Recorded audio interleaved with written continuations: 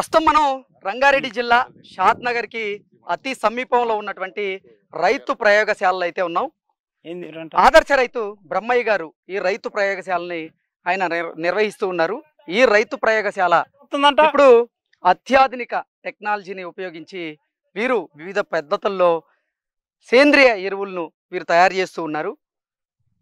గొర్రెల ఎరువులు, అలాగే పశువుల ఎరువులు, కోళ్ళ ఎరువులు, అలాగే చెరుకు పొట్టు, ఇలా రకరకాల పదార్థాలను సేకరించి దాని ద్వారా వీరు ధాత్రి అనేటువంటి ఒక ప్రాజెక్టుకి అయితే శ్రీకారం చుట్టారు. ఆ ప్రాజెక్టు ద్వారా ఎన్నో క్వింటాలు, ఎన్నో టన్నుల సేంద్రియ ఎరువునైతే వీరు ఉత్పత్తి చేస్తూ ఉన్నారు. అసలు ఈ ధాత్రి ప్రాజెక్ట్ ఏంటి, ఈ ప్రాజెక్ట్ వల్ల ఎంతమందికి ఉపయోగకరంగా ఉంటుంది, అసలు ఎన్ని రకాల సేంద్రియ ఎరువులను వీరు ఉత్పత్తి చేస్తూ ఉన్నారు, వీరి ఆదాయం ఎలా ఉంది అనేది మనం ఓవరాల్గా ఒకసారి తెలుసుకునేటువంటి ప్రయత్నం చేద్దాం. ప్రస్తుతం మనతో పాటు ఉన్నారు ప్రముఖ ఆదర్శ రైతుగా చెప్పుకునేటువంటి బ్రహ్మయ్య గారు. వారితో మాట్లాడి అసలు ఈ సేంద్రియ ఎరువులు తయారు చేసేటువంటి ప్రక్రియ గురించి మనం తెలుసుకునేటువంటి ప్రయత్నం అయితే చేద్దాం. బ్రహ్మయ్య గారు నమస్తే అండి. నమస్తే సార్. బ్రహ్మయ్య గారు, మీరు ఎన్నో రకాల ఎరువులను ఉపయోగించి ఒక సరికొత్త ఎరువుని అయితే తయారు చేస్తూ ఉన్నారు, సేంద్రియ ఎరువుని. దానికి ధాత్రి అనేటువంటి ఒక ప్రాజెక్ట్ని పెట్టారు. ఏంటి అసలు మీ మీ ఎయిమ్ ఏంటి, ఈ ధాత్రి ప్రాజెక్ట్ ఎలా ముందుకెళ్తున్నారు? యాక్చువల్లీ అండి, ఈ ధాత్రి ఈ సేంద్రియ ఎరువులు ప్రాజెక్టు చేయడానికి ప్రధాన కారణం ఏంటంటే 2021లో వచ్చిన నల్లతామర పురుగు అనేది మిర్చి రైతుల్ని ఘోరంగా దెబ్బతీసింది. ఆ పరంపర ఇప్పటికీ కొనసాగుతుంది. ఈ నల్లతామర పురుగు అనేది వెస్ట్రన్ త్రిప్స్, మన దేశానికి సంబంధించింది కాదు. ఇది యూరోపియన్ కంట్రీస్కి సంబంధించిన పురుగు మన దేశంలో వచ్చి వ్యవసాయ రంగాన్ని కుదేలు అయ్యే పరిస్థితి తీసుకొచ్చింది. దాంతోపాటు ఇంకా ఇతర పురుగులు కూడా విస్తృతంగా విశృంఖలత్వాన్ని దేశంలో వ్యవసాయ రంగం మీద వాటి పంజా విసురుతున్నాయి. అంటే భారతదేశంలో మునుపెన్నడూ చూడని విధంగా మీరు ఆ వ్యవసాయ రంగంలో ఆధునికతని జోడించి మీరు ఇప్పుడు ఈ ధాత్రి అనేటువంటి ప్రాజెక్ట్ ని చేపట్టారు. అసలు ఈ ధాత్రి ప్రాజెక్ట్ లో ఇప్పుడు ఏం తయారు చేయబోతున్నారు? ఇది ఎరువు అండి. అసలు దీనికి మూలం ఏంటంటే భూముల్లో పడిపోతున్న కర్బన శాతం అనేది మూలం. ఓకే, ఇప్పుడున్న సమస్యలు, రైతులు అనుభవిస్తున్న సమస్యలకి ప్రతి సమస్యకి మూలం భూమిలో కర్బన పదార్థం పడిపోవటం. రెండోది ఏంటంటే రసాయన వ్యవసాయం గత 40 సంవత్సరాలుగా అభివృద్ధి పేరుతోటి భూమిలో ఉన్న సారాన్ని అంటే టెక్నాలజీ బేస్డ్గా రైతులకి అలవర్చి భూమిని దెబ్బతీసుకుంటా వెళ్ళిపోయింది. దాని మూలంగా భూమిలో ఉన్న మైక్రో ఆర్గానిజమ్స్ అనేవి డ్యామేజ్ కావటం వల్ల ఇవాళ రైతుకి విపరీతంగా తెగుళ్ళు, పురుగులు విస్తృతంగా వచ్చి పోషక లోపాలు వచ్చి పెట్టుబడి ఖర్చు పెరిగిపోయి దిక్కుదోసని పరిస్థితిలో ఉన్నాడు. ఇప్పుడు మనం ఈ ప్రాజెక్టు దాన్ని చేయాల్సిన కారణం ఏంటంటే ఫస్ట్ భూమిని సారవంతం చేయటమే ఈ ప్రాజెక్టు యొక్క ముఖ్య లక్షణం. ఇందులో అంటే రసాయన ఎరువులు వాడి ఈ రోజుల్లో నేల తల్లి గుల్లబారిపోతూ ఉంది. దాన్ని ఇప్పుడు ఈ ధాత్రి ప్రాజెక్ట్ ద్వారా మీరు తయారు చేసినటువంటి ఈ సహజ సిద్ధమైనటువంటి ఎరువుల ద్వారా ఎలా దానిలో అంటే మళ్ళీ మార్పులు తీసుకొచ్చే అవకాశం ఉంటుంది? అయితే ఇప్పుడు ఎప్పుడైతే ఈ భూమి లోపల కర్బన పదార్థం అనేది పడిపోవటం స్టార్ట్ అయిందో ఇప్పుడు 0.1, 0.2కి వచ్చింది. యాక్చువల్లీ 2 to 3% ఉండాలి భూమిలో. అలా 2 to 3% ఉంటే ఈ సూక్ష్మ జీవులకి ఆవాస కేంద్రం. రైతు వ్యవసాయం చేసే ప్రతి పనిలోనూ ఈ సూక్ష్మ జీవులు 70 నుంచి 80% పనిచేస్తాయి. ఈ కర్బన పదార్థం పడిపోవటం వల్ల వాటి యొక్క సామర్థ్యం పూర్తిగా భూమి కోల్పోయింది. ఓకే, దీంట్లో ఇప్పుడు మనం ఏం చేస్తున్నామంటే రైతు పండించే పంటకు కావలసిన పోషకాలు, ప్రధాన పోషకాలు, ద్వితీయ పోషకాలు, సూక్ష్మ పోషకాలు ఎరువు ద్వారా వచ్చేటట్టు రైతు ఏదైతే రసాయన వ్యవసాయం ద్వారా నష్టపోయాడో ఆ సూక్ష్మ జీవుల మొత్తాన్ని భూమికి అందించటం, ఈ రెండు ఒకేసారి రెండు చర్యలు జరపటం కోసం ఈ ప్రాజెక్ట్ టేకప్ చేయడం జరిగింది. ఓకే, అంటే ఇప్పుడు కోళ్ళ ఎరువులు, అలాగే గొర్రెలు మేకల ఎరువులు, పశువుల ఎరువు, అలాగే పిట్టి, ఇలా అంటే రకరకాల పదార్థాలను కలిపి ఇప్పుడు మీరు సహసిద్ధమైనటువంటి ఒక ఎరువును తయారు చేస్తున్నారు. ఏంటి అసలు ఏమేం కలిసినాయి దీంట్లో? ఇందులో 2 రకాల ప్రాజెక్టులు ఉన్నాయండి. ఇప్పుడు మీరు ఇది చూస్తున్నదేమో ధాత్రి అనేది ఇది ఒక ప్రాజెక్టు. ఓకే, అవతల ఉన్నదేమన్నా ధాత్రి గోల్డ్. ఓకే, అంటే 2 ప్రాజెక్టులు నడుస్తూ ఉన్నాయి. ధాత్రి ఒకటి, ధాత్రి గోల్డ్ ఒకటి. మరి ధాత్రి ప్రాజెక్ట్ ని ఏ పదార్థాలతో, ఏ ఎరువులతో తయారు చేస్తూ ఉన్నారు? ఆ ధాత్రి గోల్డ్ ని ఏ ఎరువులతో తయారు చేస్తున్నారు అనేది మనం మాట్లాడుకుందాం. ధాత్రి వచ్చేతలికి పశువుల పెండ, మేకల పెండ, కోళ్ల పెండ, తర్వాత ఈ వరి పొట్టు, ఇవి 4 ప్రధానంగా ఇచ్చి వీటిని కాంపోజిషన్ ప్రకారం కలిపి దీనికి 300 రకాల సూక్ష్మ జీవుల్ని ఈ కుప్పల్లో డెవలప్ చేసి దీన్ని డీకంపోజ్ చేస్తాం. ఎలా చేస్తారు? ఆ ప్రక్రియ ఏంటి అసలు? ఇప్పుడు మీరు చూస్తున్నారు కదా, ఇలా కుప్పలు అన్ని లేయర్ గా పోసాం కదా, పోసిన తర్వాత గ్రీన్ మ్యాట్ కప్పుతున్నాం. గ్రీన్ మ్యాట్ కప్పిన తర్వాత ఇప్పుడు ఇవి ట్యాంక్స్ ఉన్నాయి కదా, ఇలా ఇది ఒక్కొక్కటి 5000 లీటర్ల వాటర్ పట్టే ట్యాంకు. ఇలాంటి 10 ట్యాంకులు పెడతాం అక్కడ దాకా. అంటే ఎట్ ఏ టైం 50,000 లీటర్ని స్టాక్ పెడతాం. వీటిలో ఏం చేస్తామంటే మన రైతు ప్రయోగశాలలో తయారు చేసే కల్చర్స్, అంటే ఫస్ట్ డీకంపోజింగ్ కల్చర్స్ ని పంపిస్తాం స్ప్రింక్లర్ ద్వారా. మీరు చూస్తున్నారు కదా, నడిచే వర్క్ మొత్తం స్ప్రింక్లర్ సెట్ చేస్తున్నాం. ఇక్కడ నుంచి ఇది 100 రోజుల ప్రాజెక్టు. 100 డేస్ వాటర్ ని పుషప్ చేస్తూ భూమిలో వచ్చే అన్ని సమస్యల్ని మనం భూమిలో పంటలు వేసిన తర్వాత వేరు పురుగులు వస్తుంటాయి, నెమటోడ్స్ వస్తుంటాయి, తర్వాత ఈ శనగపచ్చ పురుగు, లద్దె పురుగు, వీటి లార్వాలు సమ్మర్ లో వచ్చేసి భూమిలో పెట్టుకుంటాయి. లార్వాలు రైనీ సీజన్ రాంగ్లోనే ఆ లార్వాలని పెద్ద పురుగులుగా కన్వర్ట్ అయ్యి పంటల మీద దాడి చేస్తుంటాయి. ఆ వ్యవస్థను మొత్తాన్ని భూమి లోపలే సమూలంగా నిర్మూలన చేసేది ఈ ధాత్రి ఎరువు. 300 రకాలు. ఇప్పుడు ఈ ధాత్రి ప్రాజెక్ట్ గురించి మనం మాట్లాడుకుంటే పర్టికులర్ గా దీంట్లో లేయర్స్ అయితే ఉన్నాయి. మొదటగా ఏ ఎరువు వేశారు, దానిపైన ఏం వేశారు, ఇలా ఒక్కొక్కటిగా మాట్లాడు. ఫస్ట్ వచ్చేతలికి అడుగున వచ్చేతలికి కోడి పెండ వేసాం. కోళ్ల పెండ, పౌల్ట్రీ ఫార్మ్స్ ది. ఎన్ని కేజీలు వేసారు మొత్తంగా? ఈ ప్రాజెక్ట్ కు వచ్చేతలికి 200 టన్స్ వేసాం. 200 టన్నుల కోళ్లకు సంబంధించినటువంటి ఎరువు వేసారు. 200 టన్నులు పశువుల పెండ వేసాం. అంటే ఫస్ట్ లేయర్ కోళ్ల పెండ అడుగున, దాని తర్వాత పశువుల పెండ, అంటే నాటు ఆవులది కానీ డైరీస్ దేనికి కానీ సరౌండింగ్ షాద్నగర్ చుట్టూ ఉన్న డైరీస్ దగ్గర నుంచి కలెక్ట్ చేసి ఆ సెకండ్ లేయర్ వచ్చేతలికి పశువుల పెండ వేసాం. అది ఎన్ని టన్నులు? 200 టన్స్. ఏదైనా 200 టన్స్. తర్వాత వచ్చేతలికి కోకో పిట్ వేసాం. కోకో పిట్ ఎన్ని టన్నులు? 20 టన్స్ వేసాం. 10% అన్నట్టు, 200కి 20%, 20 టన్స్ అన్నట్టు. 20 టన్స్ ఒక్క కుప్పకు 20 టన్స్ వేసాం. ఆ తర్వాత థర్డ్ లేయర్. దాని తర్వాత ఇది వరి పొట్టు వేసాం. వరి పట్టు అది ఎన్ని టన్నులు వేసారు? అది వచ్చేతలికి 40 టన్స్ వేసాం. 40 టన్నులు. అది 4వ లేయర్. అది అయిపోయిన తర్వాత మళ్ళా 200 టన్స్ మేకల ఎరువు. 5వ లేయర్ లో మేకల ఎరువు వేసాం.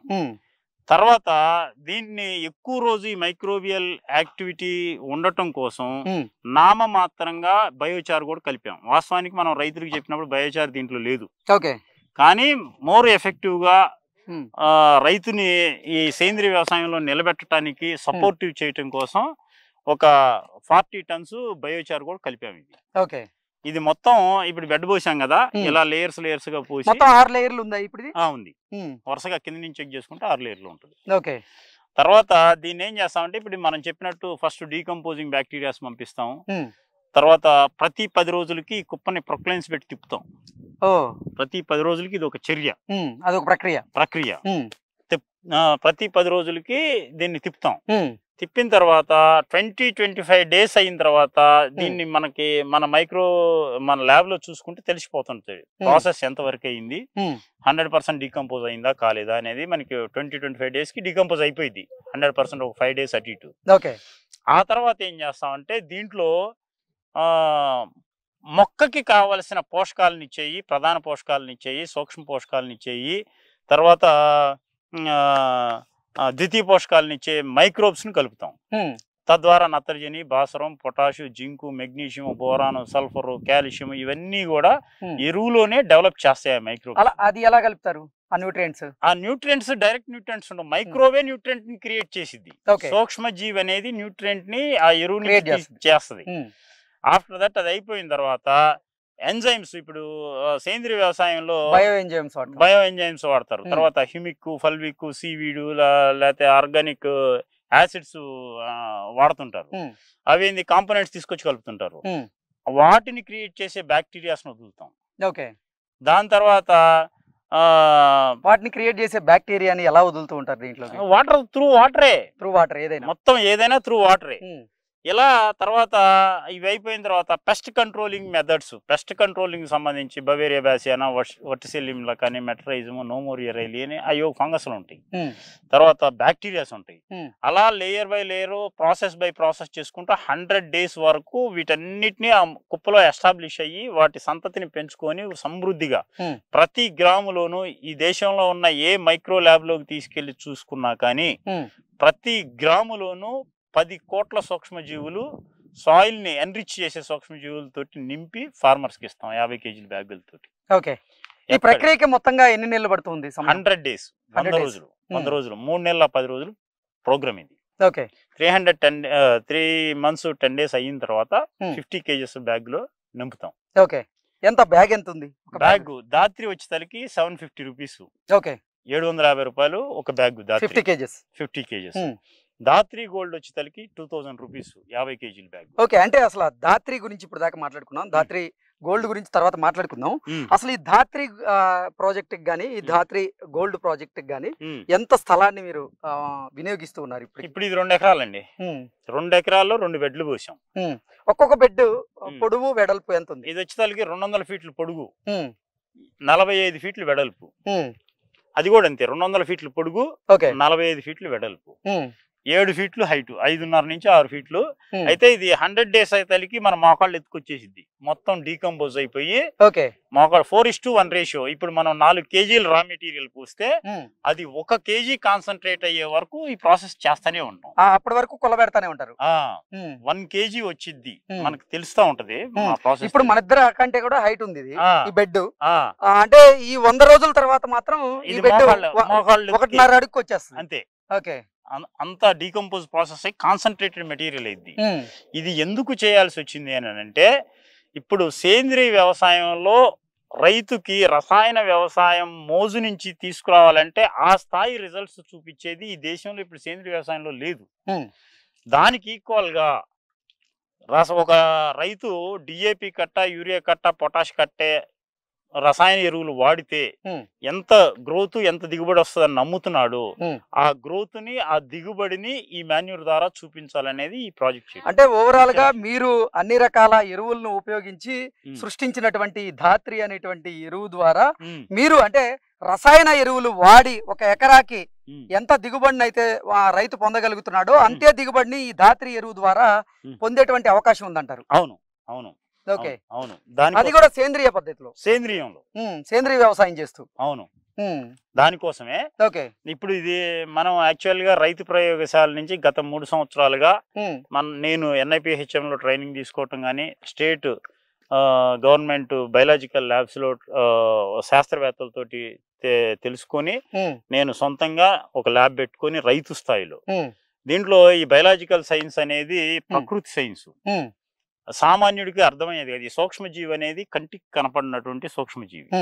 వీటిని ల్యాబుల్లో మాత్రమే, అత్యాధునిక సాంకేతికతతో తయారు చేసే ల్యాబుల్లో మాత్రమే చేసే వ్యవస్థనే సృష్టికి ప్రతి సృష్టి లాగా చేసి, ఒక రైతు ఒక పశువుని, మేకని, గొర్రెని ఎట్లా కంటికి కనపడే వస్తువుల్ని, గుర్రాలని ఎట్లయితే పెంచుతున్నాడో, కంటికి కనపడి వాటిని మచ్చిక చేసుకొని పెంచుతున్నాడు, కంటికి కనపడని సూక్ష్మజీవిని కూడా మనం అలా మచ్చిక చేసి పెంచి ఈ ప్రాజెక్ట్ చేస్తున్నాం. ఓకే, ఇప్పుడు 2 ఎకరాల్లో ఈ ధాత్రికి సంబంధించినటువంటి ఒక బెడ్ ని, అలాగే ధాత్రి గోల్డ్ కి సంబంధించినటువంటి మరో బెడ్ ని ఏర్పాటు చేశారు. ఈ మొత్తంగా ధాత్రికి, ధాత్రి గోల్డ్ కి ఈ ప్రాజెక్ట్ మొత్తానికి ఎంత ఖర్చు అయింది? ఇది వచ్చేసరికి ఇది మన పార్టిసిపేషన్ ఏం లేదండి. దీంట్లో ఇది ఏంటంటే మనం కమర్షియల్ గా లాభం కోసం చేసేది కాదు. ఇదేంటంటే మన రైతు ప్రయోగశాల అనేది మనం పెట్టి రైతులకి బయలాజికల్ సైన్స్ మీద అవగాహన పెంచడం ముఖ్య ఉద్దేశంగా చేస్తున్నాం. అయితే ఈ సైన్స్ లో ఏమైతుందంటే, మనది ఆర్గానిక్ చిల్లీ ట్రేడింగ్ అని మనది ఒక ఛానల్, ఈ సైన్స్ గురించి చెప్పడం కోసం నేను ఒక ఛానల్ పెట్టా. ఆ ఛానల్లో ఎక్స్ప్లెనేషన్ ఇస్తుంటా, చూసిన రైతులు వాడటానికి ప్రయత్నిస్తుంటారు. దీంట్లో ఏమైతుందనంటే స్ప్రేయింగ్ కాడికి కొడుతున్నారు మందులు, పై మందులు తెగుళ్ళని, పురుగుల్ని కంట్రోల్ చేసుకోవడం కోసం ఆర్డర్ పెట్టుకొని కొట్టుకుంటున్నారు. కానీ సాయిల్ నుంచి రైతు ఎక్కడ పోతున్నాడంటే, సాయిల్ నుంచి గ్రోత్ తీసుకురావటంలో దెబ్బతింటున్నాడు. ఇప్పుడున్న మెథడ్స్ లో సేంద్రియంలో ఆ గ్రోత్ కనపట్ల. ఓకే, మీరు తయారు చేసినటువంటి ఈ సేంద్రియ ఎరువు, ఈ ధాత్రి అనేటువంటి ఎరువు ఏదైతే ఉందో అది ఎన్ని రకాల పంటలకి ఉపయోగపడుతుంది? ఈ దేశంలో పండించే 3500 రకాల పంటలకి ఇది పనిచేసిద్దండి. ఏ పంటలకైనా 3500 రకాల పంటలకి ఈ దేశం మొత్తం ఏ మూల పండించే కోల్డ్ టెంపరేచర్ లో పండించే పంటలైనా హాట్ టెంపరేచర్ లో పండించే పంటలైనా ఏ క్రాప్ కైనా ఇది న్యాచురల్ మాన్యూర్. ఓకే, ఇది ఈ పంటకు వాడొచ్చు, ఈ పంటకు వాడకూడదు అనేది లేదు. 3500 రకాల పంటలకి వస్తుంది. ఒక సాధారణ రైతుగా ఉన్న మీరు సైంటిస్ట్ గా మారారు, అంటే ఇన్ని రకాల ఎరువులను కలిపి కొత్త రకం ఎరువును తయారు చేశారు. ఏంటి అసలు, ఏంటి మీ ఆదర్శం ఏంటి? అసలు ఇలా ఎందుకు తయారు చేయాలనిపించింది? అవసరం అనేది ఆలోచనలను సృష్టించింది. రైతు మా తాతల కాడి నుంచి మా ముత్తాతల కాడి నుంచి మేము వ్యవసాయమే ప్రధాన వృత్తి. మాకు వ్యవసాయం తప్పితే ఏ చిన్న బిజినెస్ కానీ వ్యాపారం కానీ ₹1 అడిషనల్గా ఇన్కమ్ జనరేట్ చేసి రెక్కల కష్టంతో వ్యవసాయంతో మా సంపాదన అంతా. అయితే రాను వ్యవస్థల్లో వస్తున్న మార్పుల వల్ల రైతు ఆదరణ కోల్పోవటం,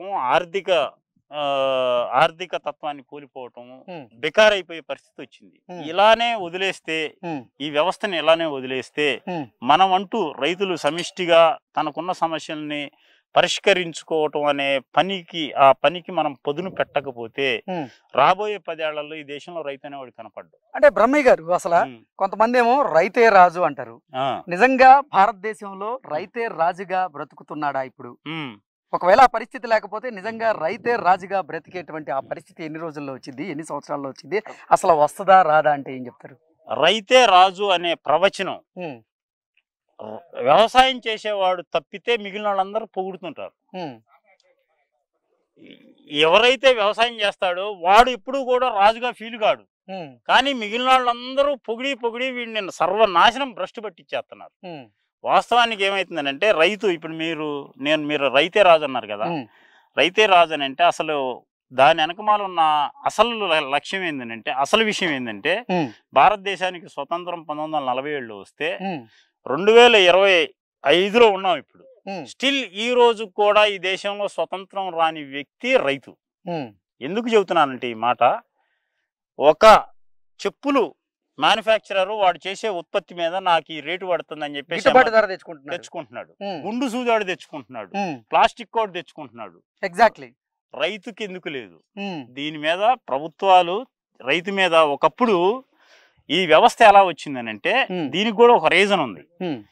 మనం స్వతంత్రం తెచ్చుకున్నప్పుడు ఈ దేశంలో తిండికి అల్లాడుతున్న సందర్భంలో ఈ దేశంలో ఉన్న రైతులు మిగిలిన సమాజానికి ఫుడ్ పెట్టాల్సిన సెక్యూరిటీ, ఫుడ్ కల్పించాల్సిన సెక్యూరిటీ గవర్నమెంట్ తీసుకొని బాధ్యతగా తీసుకొని మన పాలనలో మనం ప్రతి ఒక్కరికి ఆహారం లభ్యత కావాలి అనే ఉద్దేశంతో తీసుకొని అప్పుడు అభివృద్ధి చెందుతున్న దేశాల నుంచి సైన్స్ని తెచ్చుకొని మనం ఇక్కడ డెవలప్ చేసుకోవటం మొదలుపెట్టాం. మొదలుపెట్టినప్పుడు ఏం జరిగిందనంటే అప్పుడు రైతు సుభిక్షంగా ఉన్నాడు. రైతుకి అసలు ఏ ఇబ్బంది లేదు. వాడి పంట వాడు పండించుకుంటున్నాడు, వాడు కడుపు నిండా తింటున్నాడు, కుటుంబంతో హాయిగా ఉన్నాడు. ఆ రోజుల్లో ప్రభుత్వాలు ఏం చేసినాయి అంటే రైతు మీద ఒక బాధ్యతని పెట్టినాయి. అయ్యా నువ్వు మహారాజువి, రాజువి, నీ అంత తోడు లేడు, వీళ్ళందరూ తిండికి తిప్పలకి ఇబ్బంది పడుతున్నారు, వాళ్ళ కోసం నువ్వు కొంచెం సాయం చేయాలి, పండించే తిండి గింజలే భారతదేశం మొత్తం కూడా ఉంటది అని రిక్వెస్ట్ చేసి ప్రోత్సహించి ఎన్నో విషయాలు చెబితే రైతు ఏమన్నాడంటే, సరే నాకు 10 బస్తాలు వస్తున్నాయి, ఇప్పుడు నా కుటుంబం వెళ్తుంది, నా పని వాళ్ళకి వెళ్తుంది, నాకు ఈ వ్యవసాయంలో సహకరించే వాళ్ళందరికీ ఫుడ్ వెళ్తుంది, నేను అధిక దిగుబడి తీయాల్సిన అవసరం నాకేంది అని అడిగాడు. అడిగితే ఆ అధిక దిగుబడి తీస్తాను అనుకో, ఎక్సెస్ తీసిన దానికే నాకేంది బెనిఫిట్? ఇప్పుడు నువ్వు నా అవసరానికి మించి నేను తీస్తా, వాటిని జాగ్రత్త చేయాలా, 3 నెలలు 2 నెలలు వాడుకోకపోతే ఇవన్నీ ఫుడ్ ఐటమ్ ఖరాబ్ అయిపోతాయి.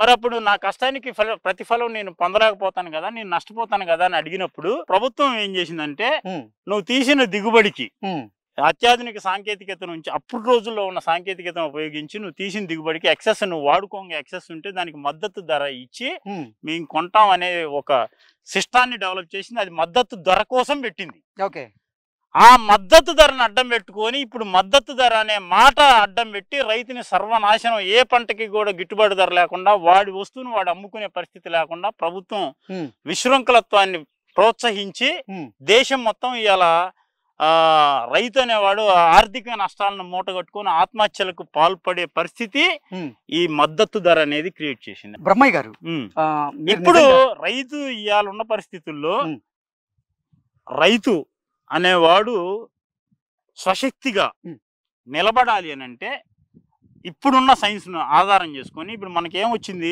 ఇక్కడ మొన్న చిల్లీ ఎక్స్పోర్ట్స్ పడిపోయింది. ఎందుకు పడిపోయినాయి అని అంటే మన రైతులు వాడుతున్న రసాయనాలు విస్తృతంగా వాడటం వల్ల. నేను చెప్పాను కదా, నల్ల తామర పురుగు అనేది, దాంతో పాటు రెడ్ మైట్ ఎర్రనల్ అనేది, ఇంకా రకరకాల పురుగులు విస్తృతంగా పంటలను ఆశించడం వల్ల రైతు ఒకప్పుడు ఒక 20 years బ్యాక్ ఒక మిర్చి పండిస్తే 6 స్ప్రేలతో పంట అయిపోయేది. విత్తనం పెట్టిన కాడి నుంచి పంట అయిపోయే వాళ్ళకు 5 నుంచి 6 స్ప్రేలు కొట్టేవాళ్ళం పైన. అలాంటిది ఈ రోజు 3 రోజులకు వచ్చింది. ప్రతి 3 రోజులకు ఒక స్ప్రే కొట్టాల్సిన పరిస్థితి వచ్చింది. బ్రహ్మయ్య గారు, ఇప్పుడు ఈ ధాత్రి ఈ సిద్ధమైనటువంటి ఎరువును ఉపయోగించి మనం అధిక దిగుబడిని పొందొచ్చు అని మీరు చెప్తూ ఉన్నారు. అలాగే ఎన్ని రకాల వ్యాధులను నియంత్రించేందుకు ఈ సహసిద్ధమైనటువంటి ఎరువు ఇప్పుడు రైతులకు ఉపయోగపడుతుందంటే ఏం చెప్తారు? అయితే ఇప్పుడు మనం దీంట్లో సహజంగా దీంట్లో ఫస్ట్ 2 కాన్సెప్ట్లు ఉన్నాయి గురుగారు. ఒకటి ఏందనంటే రసాయన ఎరువు మాక్సిమం భూమికి ఇస్తే రైతు వారం నుంచి 10 రోజులు పనిచేసిద్దండి. మాక్సిమం 15 రోజుల లోపల దాని పనితనం అయిపోయింది. అక్కడి నుంచి ఇక మళ్ళా అవసరమైనప్పుడు మళ్ళా రైతు భూమికి ఇచ్చుకుంటుంటాడు. మనం ఇచ్చే ఎరువు ఫస్ట్ దీని పనితనం ఈ రోజు వేస్తే భూమికి ఈ రోజు నుంచి 5 రోజుల నుంచి పనితనం చూపించడం మొదలు పెట్టింది. 5 days కి. అంటే మనం ఎప్పుడైతే నేలలో మనం చల్లుతామో 5వ రోజు నుంచి దాని పనితనాన్ని ప్రారంభిస్తే అక్కడి నుంచి 5వ రోజు నుంచి స్టార్ట్ చేసి 120 days నిరంతరంగా పని చేస్తూనే ఉంటది. 120 రోజులు పనిచేస్తుంది. ఓకే, అదే రసాయన ఎరువులు అయితే 15 రోజులకి వాటి పని చేయడం ఆపేస్తాయి. ఇది 120 days 4 నెలలు ఖచ్చితంగా పని చేసుకుంటూనే వెళ్తుంటది. అదొకటి.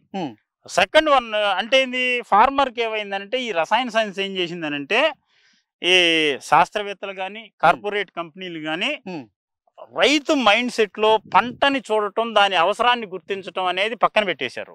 వీళ్ళు ఒక సిస్టమ్ లో ఒక పారామీటర్స్ ఏవైతే బిల్డ్ చేస్తున్నారో, ఒక మిర్చి పండించే రైతు ఉన్నాడంటే 1,00,000 మంది రైతులు ఉంటే ఒక కంపెనీ వాడు ఏం చేస్తాడు, నా మందులు మొత్తం ఇదిగో ఈ కోర్సు ప్రకారం ప్రతి 15 రోజులకు అది కొట్టి ఇది కొట్టి ఇది కొట్టి అని కోర్సు ఇచ్చేస్తున్నాడు. సిస్టమ్, కంప్యూటర్ సిస్టమ్ లో గనక కోర్సు ఎట్ట అయితే ఇస్తారో అట్ట ఇచ్చేసేసి అసలు పంటను చూడటం రైతు మర్చిపోయాడు. పంటను అసలు దానికి ఏం కావాలి, దానికి ఏం అవసరం ఉంది, దాంట్లో ఉన్న సమస్యలు ఏంది, దానికి మనం ముందు ఇవ్వాలి, కొట్టాలన్నా భూమికి ముందు ఇవ్వాల్సిన అవసరం లేదా అనేది గుర్తించడం మర్చిపోయాడు. ఆ పక్కడు కొట్టాడు, ఈ పక్కడు కొట్టాడు, మనం కొట్టాలా, కింద ఇయ్యాల. ఈ ఉద్దేశంతో వ్యయం అనేది పెంచుకుంటూ పోతున్నారు. ఫస్ట్ ఈ ఎరువు ఇవ్వటం ద్వారా మనం రైతుకి ఏం చెబుతామంటే, నువ్వు ఎంత పెట్టుబడి పెడుతున్నావు అనేది పక్కన పెట్టు. ఫస్ట్ నువ్వు ఎరువు వేసిన తర్వాత నీ మొక్కను చూడు, మొక్క చెప్తుంది. నువ్వు మొక్కను చూడాలి. రసాయన ఎరువులు వాడడం వల్ల మొక్కలు ఎలా ఉంటాయి, మీరు తయారు చేసినటువంటి ధాత్రి ఎరువు వాడడం వల్ల మొక్కలు ఎలా ఉంటాయి, రెండింటికి మధ్య వ్యత్యాసం ఎలా ఉంటది? రసాయన ఎరువులు వాడటం వల్ల న్యూట్రియంట్ డెఫిషియన్సీ అనేది మొక్క చూపించేస్తుంది. ఈ సేంద్రియ ఎరువు వాడటం వల్ల నీ సాయిల్లో ఉన్న న్యూట్రియంట్ డెఫిషియన్సీ ఏది ఉన్నప్పటికీ కూడా ఇది కవర్ చేసుకుంటుంది. అసలు నువ్వు స్ప్రేయింగ్ ద్వారా న్యూట్రియంట్స్ ఇవ్వాల్సిన అవసరం ఏమీ లేదు. ప్రధాన పోషకాలు గాని, సూక్ష్మ పోషకాలు గాని, అంటే తెగులు గాని, తెగుళ్ళకు సంబంధించి కూడా ఇస్తాం. దీంట్లో విల్టు రోగాన్ని కంట్రోల్ చేసేది, నారుకుళ్ళు, వేరుకుళ్ళు, వీటికి సంబంధించిన సూక్ష్మజీవులను ఇస్తాం.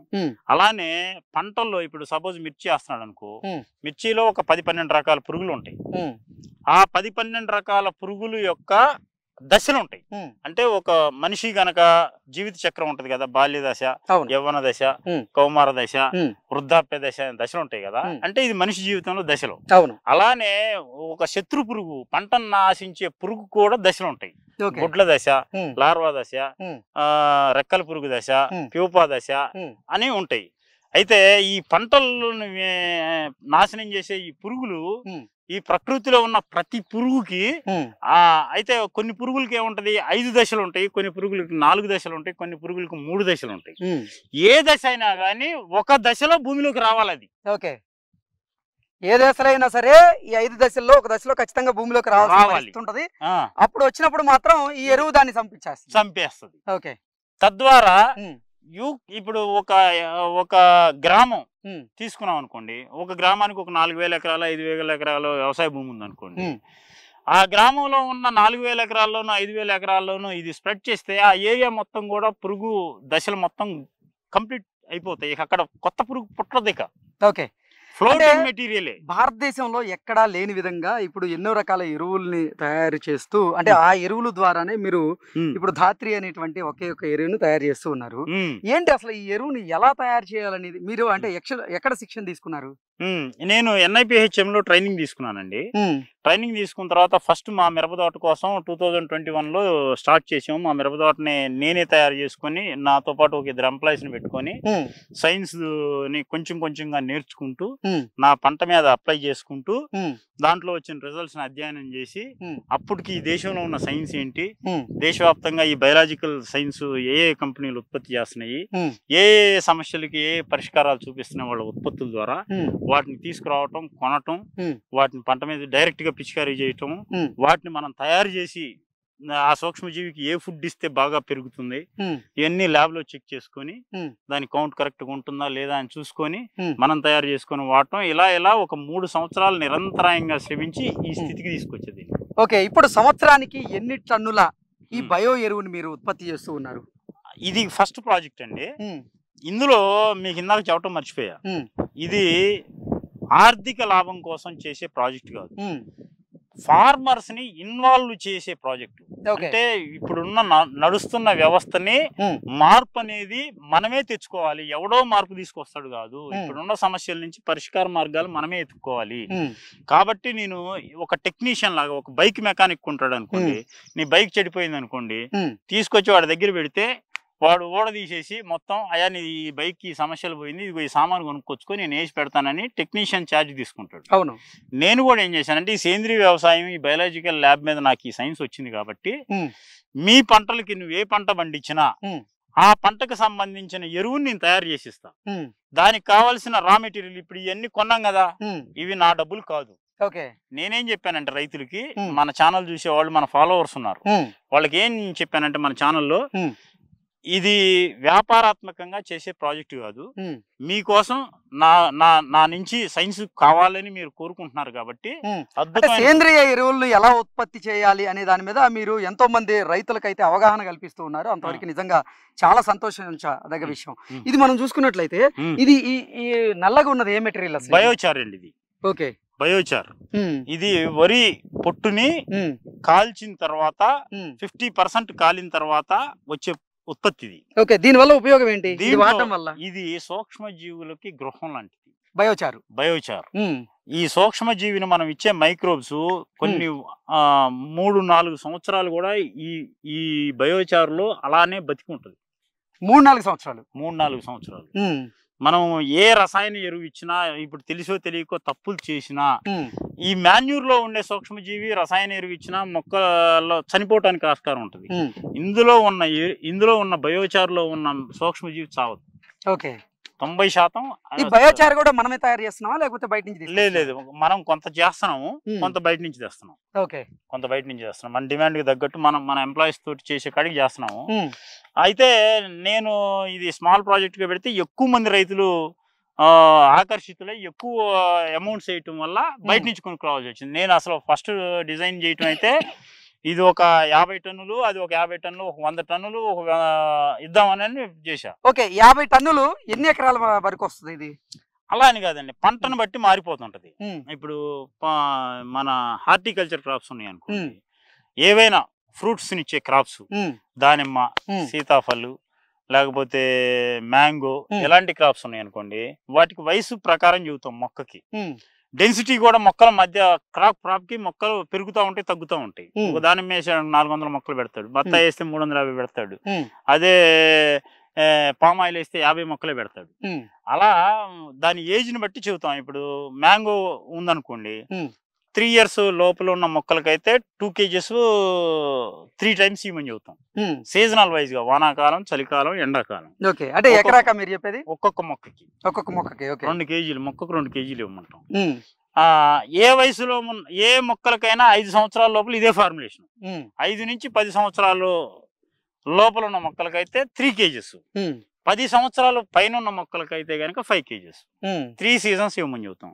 ఎందుకు ఇవ్వమని చెబుతున్నాం అంటే ఇది ప్రకృతి సైన్స్ కాబట్టి ప్రకృతిలో వచ్చే ప్రతి మార్పుని భూమి మార్పుకి ప్రకృతిలో వచ్చే ప్రతి మార్పుకి భూమి మార్పులను కోరుకుంటది.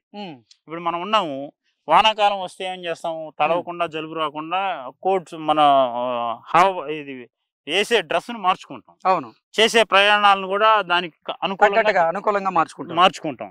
చలికాలం వచ్చింది అనుకో మళ్ళీ డ్రెస్ కోడ్ మారిపోతుంది. అప్పుడు మనం నివసించే ప్రాంతాన్ని కూడా మార్పులు చేర్పులు చేసుకుంటాం. విండోస్ నుంచి కూల్ వెదర్ రాకుండా అలా. సమ్మర్ వచ్చామనుకో మళ్ళా క్లైమేట్ కి తగ్గట్టు మనం మారిపోతుంటాం. ఈవెన్ ప్లాంట్ కూడా అలా కోరుకుంటది. దానికి భూమి నుంచి సపోర్ట్ ఇవ్వాలి. ఇది ఇస్తే ఇంకా నువ్వు అసలు ఏ ఎరువులు వేసేది లేదు, ప్రకృతే అన్ని పనులు చేసేసుకుంటా ఉంటది. అది అందుకోసం ఇప్పుడు ఒక ఎకరాకి ఇప్పుడు మీరు తయారు చేసినటువంటి ఈ బయో సేంద్రియ ఎరువులు ఏవైతే ఉన్నాయో, ఈ ఎరువు ఇప్పుడు మామిడి తోట అప్పుడే పెట్టిన మామిడి తోట అనుకోండి, ఒక ఎకరాకి ఎన్ని బస్తాలు పట్టే అవకాశం ఉంటుంది? మొక్కకి చెప్తున్నాం కదా, 2 కేజీలు అన్నారు. మొక్కకు 2 కేజీలు. ఇప్పుడు ఆయన ఒక 300 అంటే డెన్సిటీ హెవీ డెన్సిటీ ప్లాంట్స్ పెట్టుకుంటున్నారు కొంతమంది పాత విధానాలను అవలంబిస్తున్నారు. ప్లాంట్ ప్రకారమే చెబుతాం. ఎకరం లెక్క మార్కెట్ లో కూడా చాలా సహసిద్ధమైనటువంటి ఎరువులు ఇప్పుడు ఈ మధ్య కాలంలో వాడకం పెరుగుతూ ఉంది. రైతులు కూడా సేంద్రియ ఎరువుల మీద అలాగే సేంద్రియ పద్ధతిలో వ్యవసాయం చేసేదానికే మొగ్గు చూపుతూ ఉన్నారు. అయితే మార్కెట్ లో కూడా రకరకాల సేంద్రియ ఎరువులు వస్తూ ఉన్నటువంటి నేపథ్యంలో కంపెనీలు అంటే తయారు చేసేటువంటి కంపెనీలేమో మా కంపెనీ సంబంధించిన ప్రోడక్ట్ వాడండి, ఇది వాడడం వల్ల అధిక దిగుబడి వస్తుంది అంటూ కూడా ఇప్పుడు రైతుల్ని మబ్బి పెట్టి మాయ మాటలు చెప్పి కొనిపించేటువంటి ప్రయత్నం చేస్తున్నారు. తర్వాత అది వాడిన తర్వాత అంతగా అయితే దిగుబడి రానటువంటి సందర్భాలు కూడా ఈ మధ్య కాలంలో రైతు. అయితే నేను ఇప్పుడు రైతుకు ఒక మాట చెబుతా, మనలో ఒకళ్ళని నేను తయారు చేస్తున్నా, నేను రైతుని నువ్వు రైతుని, 100 కంపెనీలు 100 మాటలు చెబుతున్నాయి, 100 వస్తువులు ఇస్తున్నాయి. నేను నీ పక్షం. ఈ ఎరువు అనేది నీ ఎరువు. ఈ రోజు నేను చేస్తున్నా, రేపు నువ్వు చేసుకోవచ్చు. ఈ రోజు నేను చేస్తున్నా ఈ విద్యనే నీకంటే. ఇప్పుడు నువ్వు వ్యవసాయం చేసే రైతు, ఈ విద్యలో నేను నైపుణ్యాన్ని సాధించా, ఈ నైపుణ్యాన్ని రేపు నీకు నేర్పుతా. కాబట్టి ఈ నైపుణ్యాన్ని నువ్వేం చేస్తావంటే ఇప్పుడే చెక్ చెయ్యి. నువ్వు 100 కంపెనీలు 100 విషయాలు చెబుతున్నాయి కదా, 100 ఎరువులు తీసుకురా. ఒక్కసారికి ఎరువేయి, ఒకసారికి ఏ బ్రాండెడ్ కంపెనీ, దేశంలో ఉన్న ప్రతి బ్రాండ్ కంపెనీ ఎరువుకి నాది పోటీయే. ఏ బ్రాండ్ అయినా 10,000 కోట్ల రూపాయలు టర్న్ ఓవర్ చేసే కంపెనీ కూడా ఈ ధాత్రి ఎరువు పోటీ పెట్టి చూడు. నువ్వు పోటీ పెట్టి చూడు. ఈ సైన్స్ నీ సైన్స్, అంత కాన్ఫిడెంట్ చెప్తున్నారు. నీ అభివృద్ధి కోసం డెవలప్ చేసిన సైన్స్ ఇది. కాబట్టి నేను ప్రతి రైతుని, మీ ఛానల్ చూసే ఈ వీడియో చూసే ప్రతి రైతుని నేను చెప్తున్నా, ఈ సైన్స్ నీ పిల్లల భవిష్యత్తు కోసం, నీ కుటుంబ భవిష్యత్తు కోసం, నీ గ్రామ భవిష్యత్తు కోసం, ఈ దేశం ఉన్నన్ని రోజులు ఈ దేశ వ్యవసాయ భూములు మన పూర్వకాలం భూములు, మనకు స్వతంత్రం రాకముందు ఏ భూములు ఉన్నాయో అదే భూములు భవిష్యత్ తరాలకు కూడా ఇవ్వటం కోసం చేసే ప్రాజెక్ట్. ఓకే, ఇప్పుడు ఇది వరిచేలో 1 కేజీ అంటే ఇప్పుడు వరిచేలో 1 ఎకరాలో గనక ఇది మొత్తంగా చల్లారు అనుకోండి, ఎంత దిగుబడి వచ్చేటువంటి అవకాశం ఉంది? దానికి ఎలా ఉంటది అంటే, దిగుబడి అనేది 2 పారామీటర్స్ లో చూడాలి. సేంద్రియ వ్యవసాయం అంటే తక్కువ వ్యవసాయం అని ఇప్పుడు దాకా రైతుల్లో ఉంది. అంటే తక్కువ ఖర్చుతోటి చేసే వ్యవసాయం, ఎక్కువ ఖర్చు అవసరం లేదు అనేది ఇప్పుడున్న ప్రచారం. నేనేమంటానంటే, ఆ ప్రచారం చేసినా గానీ 20 ఏళ్ల నుంచి 30 ఏళ్ల నుంచి దేశంలో ఉన్న అన్ని వ్యవస్థలు సేంద్రియ వ్యవసాయం వైపు రైతులను మరల్చడానికి ప్రయత్నించినా గానీ 1% రైతు కూడా మారల. నేనేమంటున్నానంటే, తక్కువ వ్యవసాయం, తక్కువ ఖర్చు అనేది తీసేయి. నువ్వు రసాయనంతో సమానంగా దిగుబడి కావాలని కోరుకుంటున్నావు. రసాయన వ్యవసాయం ఎందుకు చేస్తున్నాడు?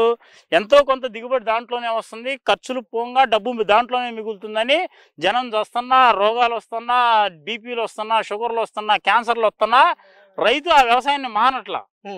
నేనేమంటున్నానంటే, ఈ ధాత్రి ఎరువుని నువ్వు రసాయన ఎరువులకి ఎంతైతే ఖర్చు పెడతావో 1 ఎకరం పండించడానికి, ఒక రైతు ఏం చేస్తాడు? 2 సార్లు బలాలు ఇచ్చే పంట పండిస్తాడు. ఒక రైతు 3 సార్లు ఇస్తాడు, ఒక రైతు 4 సార్లు ఇస్తాడు. ఈ 4 సార్లు ఇచ్చిన రైతు 40 క్వింటాలు తీయచ్చు, 40 బస్తాలు దిగుబడి తీయచ్చు.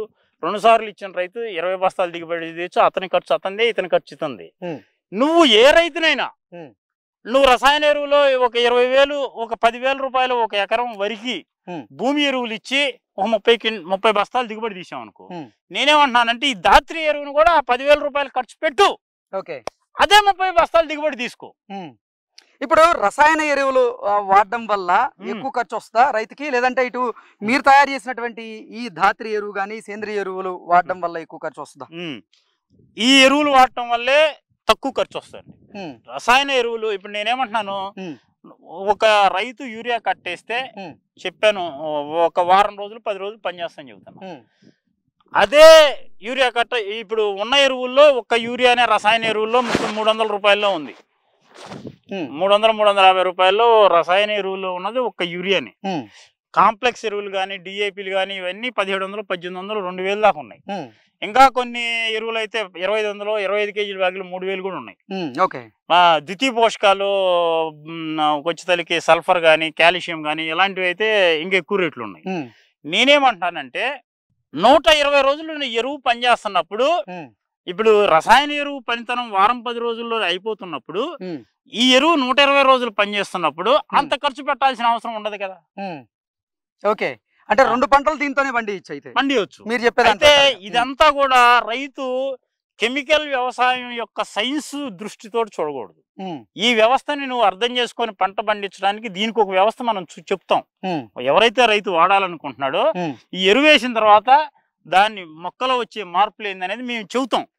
ఈ రకమైన మార్పులు వస్తాయి, ఇది ఈ రకంగా కనపడుతుంది, దాని గ్రోత్ నువ్వు వేసిన ఎరువు పని ఆపేసింది అనే దానికి సిగ్నల్స్ మేము చెప్పినప్పుడు మాత్రమే ఫొటోస్ పెట్టు. ఎన్ని రోజుల వరకు దాని పంతనం ఉందో ప్రతి 10 రోజులకి దాన్ని క్రాస్ చెక్ చేయించి 120 రోజుల వరకు ఎరువు వేయకుండా పంట పండిస్తాం. అంటే ఆ సైన్స్ ని రసాయన ఎరువుల సైన్స్ తోటి చూడకూడదు, కొలమానం. దీనికి ఒక సైన్స్ ఉంది. ఇప్పుడు భూమిలో వచ్చే మార్పుల్ని గమనించమని చెబుతాం. ఎప్పుడు ఏ వయసులో ఈ రైతు వేసిన తర్వాత ఏ పంట సాగు చేస్తున్నాడు, దాంట్లో వచ్చే మార్పు ఏంది అనేది రైతుకి. ఇప్పుడు రసాయన ఎరువులు ఏముంటదని అంటే, ఇప్పుడు సపోజ్ ఒక కొత్త కంపెనీ ఒక పురుగు మందు తీసుకొచ్చింది అనుకోండి మార్కెట్ లో, రైతుల దగ్గరికి ఏం చెబుతారు, అరే బాబు ఈ మందు కొట్టావంటే అటు పోయి ఇటు వచ్చి తనకి పురుగు చచ్చిద్దని అంటాడు. ఆ మాట షాప్ లో అంటాడు. ఇటు పోయి ఒక్క రౌండ్ మన రైతు ఏం చేస్తాడు, ఒక ట్యాంకీ కొట్టి అది అరిగిపోయి ఎదురుకి వచ్చేసి ట్యాంకీ కింద పడేసి బోతద్దం పెట్టి చూస్తుంటాడు చచ్చిందా చావలేదా అని. అంటే వాడు నేర్పించాడు, వాడు నేర్పాడు కాబట్టి ఇటు చూస్తున్నాడు. దీన్ని కూడా ఆ టైప్ లో రైతుకు అర్థమయ్యేటట్టు ఈ సైన్స్ ఎలా ఉంటది అనేది కూడా మనం ఎక్స్ప్లెనేషన్ చేసి చెప్తాం. బ్రహ్మయ్య గారు, ఇందాక మనం మాట్లాడుకున్నట్లుగా ఇప్పుడు ఈ బెడ్ లో 6 లేయర్స్ ఉన్నాయి మొత్తంగా. ఒకసారి అది చూపించే ప్రయత్నం చేద్దాం మన వాళ్ళకి కూడా అర్థమయ్యేటట్టు. అంటే ఇవి అన్ని కలిసిపోయిన తర్వాత ఇప్పుడు అంత నీట్ గా కనపడవండి. ఇప్పుడు ఇది గొర్రెల పెండ అంటే ఇది పై లేయర్ లో పోసాం కాబట్టి ఇది అర్థమైద్ది. పై లేయర్ లో పోసాం కాబట్టి ఇది అంతే. ఆల్రెడీ మనం పోసేటప్పుడే కొంత వాటర్ కూడా కలిపి పోస్తుంటాం, ఎందుకంటే డీకంపోజింగ్ ప్రాసెస్ కి మైక్రోబ్స్ స్పీడప్ కోసం మాయిశ్చర్ దొరకాల. అందుకని మాయిశ్చర్ కోసం వాటర్ మీరు వినియోగిస్తుంటాం. బెడ్ పోసేటప్పుడు కొంచెం లైట్ మాయిశ్చర్ ఉండే పరిస్థితి తీసుకొస్తాము. ఇది ఇంకెంత 100 days తర్వాత మళ్ళీ మీరు రండి. ఈ రోజు ఈ వీడియోస్ విజువలైజేషన్ చేసుకున్నారు కదా, 100 రోజుల తర్వాత ఈ మాన్యూర్ ఒక అమృతం లాగా ఉంటది. ఎంత సువాసన వస్తూ ఉంటదా అమృతం. పింక్ కలర్, ఎక్కడైతే మనం ముక్కు పొడుం కలర్ వస్తుంది, పౌడర్ ఫామ్. ఇట్లా పట్టుకుంటే మట్టిని పట్టుకున్నంత ఫీలింగ్. వర్షాకాలంలో కనుక తొలకరి వాళ్ళకి మట్టి వాసన ఎలా వస్తుంది, ఎలా ఉంటది ఆ మట్టి, ఆ టైప్ ఉంటది. ఇప్పుడు ఈ టబ్బుల్లో ఒక్కొక్క దాంట్లో ఎన్ని లీటర్ల వాటర్ ఉంటది, దీంట్లో ఎటువంటి ఎరువులను కలిపి ఆ బెడ్స్ కి మీరు ఈ ఎరువులు పంపిస్తూ ఉంటారు? ఇందులో ఎరువు ఏమి ఉండదండి, సూక్ష్మజీవే. మన వ్యవస్థ మొత్తం పర్యావరణంలో మొత్తం మెయిన్ సూక్ష్మజీవుల నిర్మితం ఈ ప్రపంచం మొత్తం. సూక్ష్మజీవి లేని మానవ మనుగడ కాదు ఈ ప్రపంచ. ఈ ప్రకృతిలో ఒక ప్రాణి కూడా బతకదు. మనం పీల్చే గాలిలో సూక్ష్మజీవి ఉంటది, తాగే నీటిలో సూక్ష్మజీవి ఉంటది, నడిచే మట్టిలో సూక్ష్మజీవి ఉంటది, చెరువుల్లో ఉంటది, హిమాలయాల్లో ఉంటది. ఎక్కడున్నా సూక్ష్మజీవి. ప్రపంచం మొత్తం ఈ సూక్ష్మజీవులు గనక ఒక సమ్మెలాంటి చేసి వాటి పనుల్ని ఆపేస్తే ఈ ప్రపంచం నెక్స్ట్ మినిట్ బతకదు. ప్రతి పనిని ప్రపంచంలో చేసే జరిగే ప్రతి చర్య సూక్ష్మజీవితో జరిగింది. మీకు సింపుల్ ఒక ఎగ్జాంపుల్ చెప్తా. ఇప్పుడు మనం ఇట్లా కారులో పోతున్నాం, ఒక కుక్క సడన్ గా వచ్చి యాక్సిడెంట్ అవుతుంది. యాక్సిడెంట్ అయితే ఎవరైనా దాన్ని దహన సంస్కారాలు చేస్తామా? చెయ్యం, తీసి అవతల పడేస్తాం. అయితే మున్సిపాలిటీ వాళ్ళు తీసి అవతల వేస్తారు. 3 days తర్వాత పోతే ఆడ కుక్క కనపడదు. ఎవరు చేస్తున్నారు ఆ పని? సూక్ష్మజీవి చేసేది, డీకంపోజింగ్ సూక్ష్మజీవి. అప్పుడున్న పరిస్థితుల్లో ఈ పర్యావరణంలో ఇది వచ్చింది, దీన్ని డీకంపోజ్ చేసి పర్యావరణ హితం క్రియేట్ చేయాలని చెప్పేసి దానికి సంబంధించిన సూక్ష్మజీవులు వితిన్ 3 days లోపల భూమిని మట్టిలో కలిపేస్తాయి. అలాంటి సూక్ష్మజీవులనే మనం దీంట్లో ఇస్తాం. దీని ద్వారా దీంట్లో ఉన్నటువంటి వాటర్ లో అవి ఇంజెక్ట్ చేస్తారు. ఇంజెక్ట్ చేసి ఈ 2 బెడ్స్ కూడా మీరు సరఫరా చేస్తారు. చూశారు కదా, డ్రిప్ లైన్ చేసాం కదా. అవి మళ్ళీ చేద్దాం, అక్కడికి వెళ్ళి చేద్దాం. అది ఇందులో సూక్ష్మజీవులను ఇస్తాం. ఫస్ట్ డీకంపోజింగ్ బ్యాక్టీరియాస్ ఇస్తాము. ఫస్ట్ 20 days మొత్తం డీకంపోజింగ్, కుప్పలో హానికర పదార్థం ఏమీ లేకుండా మొత్తం డీకంపోజ్ చేయటం కోసం, అంటే దాన్ని కుళ్ళబెట్టడం అనేది ప్రక్రియ. ఫస్ట్ కుళ్ళబెట్టిన తర్వాత అంటే అది కుళ్ళిందా లేదా సరిగ్గా అనేది ఎలా జనరేట్ అవుతుంది. డీకంపోజింగ్ బ్యాక్టీరియా ఏం చేస్తా అంటే కుళ్ళేటప్పుడు హీట్ ని క్రియేట్ చేస్తుంది. ఆ హీట్ ప్రాసెస్ లోపల అది డీకంపోజ్ అవుతా ఉంటది. అయిన తర్వాత దీన్ని ప్రతి 10 రోజులకి తిప్పుతా ఉంటాం. 20-25 days కి నార్మల్ పొజిషన్ కి వచ్చింది. ఎప్పుడైతే కుప్పలో డీకంపోజింగ్ ప్రాసెస్ కంప్లీట్ అయిందో మనం చేయబెట్టినా పట్టుకున్నా మనకు అర్థమైపోతుంది డీకంపోజింగ్ ప్రాసెస్ అయిపోయింది. సో ఇటువంటి టబ్స్ అయితే మొత్తంగా 10 వినియోగిస్తున్నారు. 5,000 లీటర్లు 5,000 లీటర్లు ఇది ఒక టబ్బు. ఒక టబ్ లో 5,000 లీటర్ల నీటి సామర్థ్యం అయితే అయితే మొత్తం ఈ 10 బెడ్లు 50,000 లీటర్లు పెడతాం. ఇది ఫస్ట్ ఇది ట్రయల్ రన్ చేసిన తర్వాత. మరి అంటే ఈ 50,000 లీటర్ల నీరు ఎక్కడి నుంచి వస్తుంది? బయట నుంచి తీసుకొస్తాం. ఇక్కడ బోర్ లేదు మాకు, ఇక్కడ వాటర్ స్క్వేర్ సిటీ. బయట నుంచి చెరువుల దగ్గర మనకి కుంటున్నాయి కదా, మా ట్రాక్టర్ తీసుకెళ్లి నింపుకొచ్చుకుంటాం. ఎప్పటికప్పుడు నింపుకొచ్చుకొని ఇక మిషనరీ వచ్చిన వాటర్. మరి ఇబ్బంది ఉండదా? అన్ని సార్లు పోయి తప్పదు కదా. ఇక్కడ బోర్ వేస్తే పడదా? ఇక్కడ వాటర్ ప్రాబ్లం ఉంది, వాటర్ లేదు, తక్కువ వాటర్ ఉంది. గ్రౌండ్ లెవెల్లో వాటర్ లేదు. కానీ వనరులు ఏ వనరు మనకి అనుకూలంగా ఉంటే ఆ వనరుతో చేసుకుంటా ముందుకెళ్ళాలండి. ఇక్కడ వనరు లేని దాని గురించి నాకు ఇది లేదు ఇది అనుకుంటా కంటే పని జరగదు. ఎక్కడ ఏ వనరు ఉంటే ఆ వనరును వాడుకోవటమే. సో ఇప్పటి వరకు మనం చూసింది మొత్తం కూడా వివిధ రకాల ఎరువుల ద్వారా ఒకే సేంద్రియ అంటే పద్ధతిని ఉపయోగించి ఒక ధాత్రి అనేటువంటి ఎరువునైతే బ్రహ్మయ్య గారు తయారు చేయగలిగారు. అలాగే ఇప్పటి వరకు మనం ధాత్రి ఎరువును చూసాం. ఇప్పుడు ధాత్రి గోల్డ్ ఎరువుని ఎలా తయారు చేశారు, దాని ప్రక్రియ ఏంటి, అసలు ఎంత మొత్తంలో ఈ ఎరువు తయారు చేశారు, దీనివల్ల ఎంత ఆదాయం వచ్చేటువంటి అవకాశం ఉంది, రైతుకి ఎలా ఉపయోగపడుతుంది ఎరువు అనేది మొత్తంగా ఒకసారి మనం విశ్లేషణ చేసుకుందాం.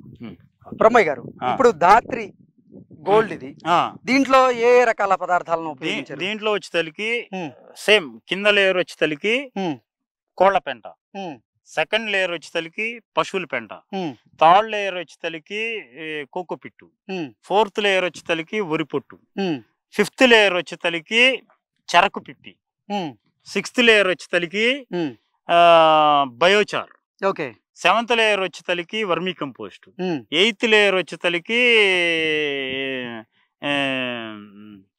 కోళ్ళ మేకల పెండ. మేకల పెండ రెండింటికి పై లేయరే, మిగిలిన అన్ని కిందకి వచ్చేస్తాయి. మొత్తం 8 రకాల లేయర్స్ ఉంటాయి దీంట్లో.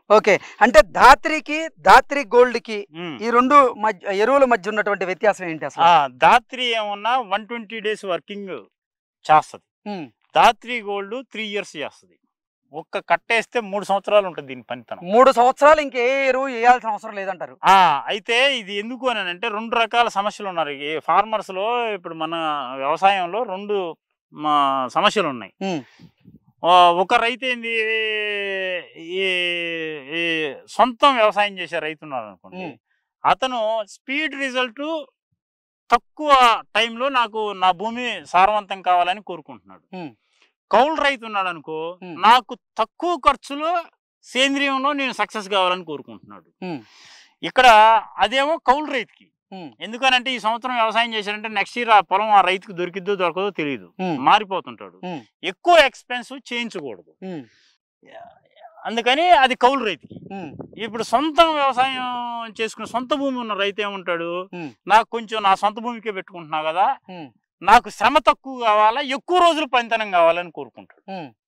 నాకు శ్రమ తక్కువ కావాలి, ఫస్ట్ స్టార్టింగ్ కొంచెం ఇన్వెస్ట్మెంట్ అయినా కానీ ఎక్కువ రోజులు పనిచేసేటట్టు కావాలి, నాకు శ్రమ తక్కువ కావాలని కోరుకుంటాడు. అర్థమైంది నాకు. ఇప్పుడు ధాత్రి గోల్డ్ వాడడం వల్ల 3 సంవత్సరాలు ఆ నెలలో ఈ ధాత్రి గోల్డ్ ఎరువు యొక్క ప్రభావం అయితే ఉంటదని చెప్తున్నారు మీరు. మరి ఈ 3 సంవత్సరాల్లో ఇంకా ఎటువంటి ఎరువులు మనం వాడాల్సిన అవసరం లేదా? అవసరం లేదు. అయితే దాన్ని ఒకటండి, మనం ఒక బండి కొంటాం, కొన్న తర్వాత దాని లైఫ్ ట్యాక్స్ అని 10 సంవత్సరాలు పెడతాడు. అవును. అంటే 10 సంవత్సరాలు లైఫ్ ట్యాక్స్ అని పెడితే 10 సంవత్సరాల వరకు లైఫ్ ట్యాక్స్ వర్కౌట్ అవుతుంది. కానీ దానికి వచ్చిన రిపేర్ని చేసుకోకుండా బండి నడవాలంటే నడిచిద్దా? నడవదు. ఇదేందని అంటే 3 ఇయర్స్ వర్క్ చేస్తా ఆ భూమి యొక్క భౌతిక స్థితిని 3 సంవత్సరాల వరకు కాపాడటానికి ఇది ప్రయత్నిస్తుంది. దానికి కావాల్సిన ప్రికాషన్స్ రైతు తీసుకోవాలి. చెబుతాం మనం ఈ ఎరువు వాడిన రైతుకి ఎటువంటి ప్రికాషన్స్ తీసుకోవాలి, ఎటువంటి జాగ్రత్తలు తీసుకోవాల్సిన అవసరం ఉందనేది మీరు చెప్తాం. తద్వారా ఆ జాగ్రత్తలు తీసుకుంటా ఆ పనులు చేసుకుంటా ఉంటే 3 సంవత్సరాలు వేసేది లేదు. ఓకే.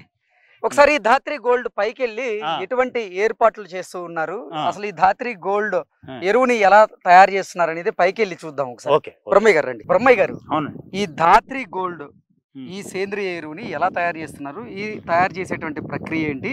పైన ఇప్పుడు ఇందాక మీరు 7 లేయర్లు 8 లేయర్లు ఉంటది ఈ ధాత్రి గోల్డ్ అని చెప్పారు.